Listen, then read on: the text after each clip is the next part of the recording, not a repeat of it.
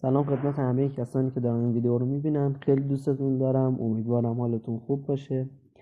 موضوع ویدیو امروز ما راجع به بزرگترین هکیه که در تاریخ رمز ارزها اتفاق افتاده. پس تا انتهای این ویدیو همراه ما باشید.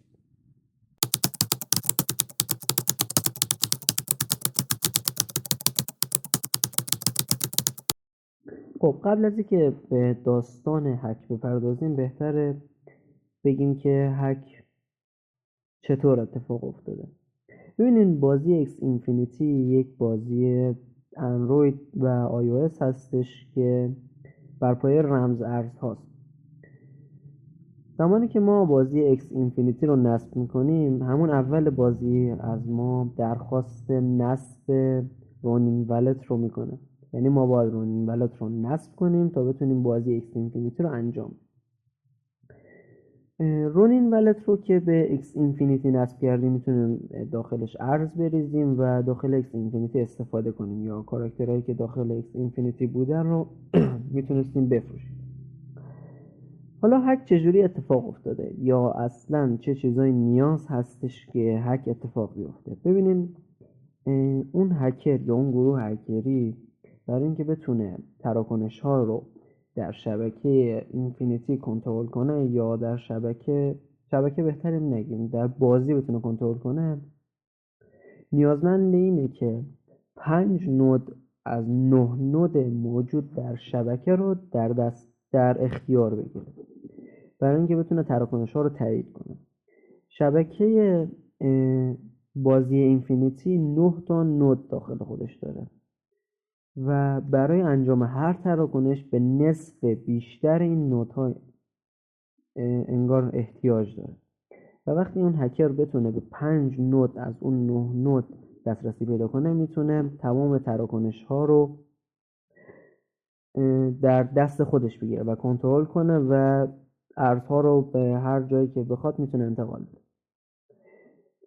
هکر تونسته با ترفندهای خاصی که اصلا اطلاعاتش پخش نشده به 4 تا از 9 نود دسترسی پیدا کنه.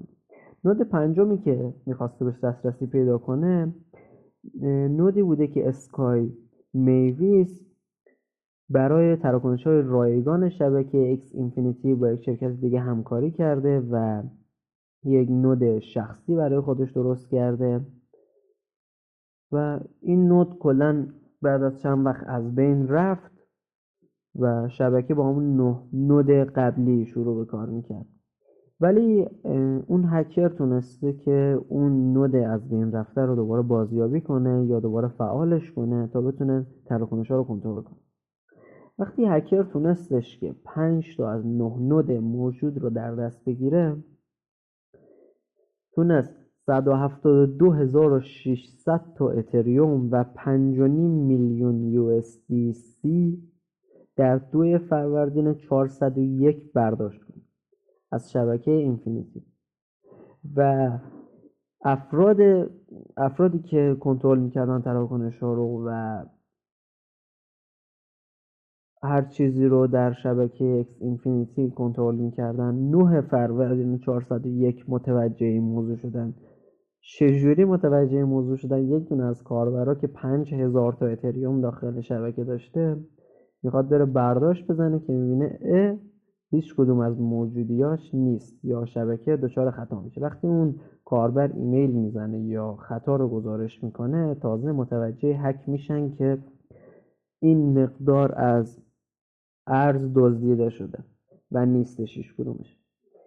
هکر که در تاریخ 2 فروردین 401 موجودی رو هک کرد و هنوز لو نرفته بود، تونستش که 20.7 میلیون دلار از وجوه دزدیده شده رو داخل صرافی FTX و هوبی نقد کنه و 90 میلیون دلار شد داخل تورنادو کش. تورنادو کش چیه؟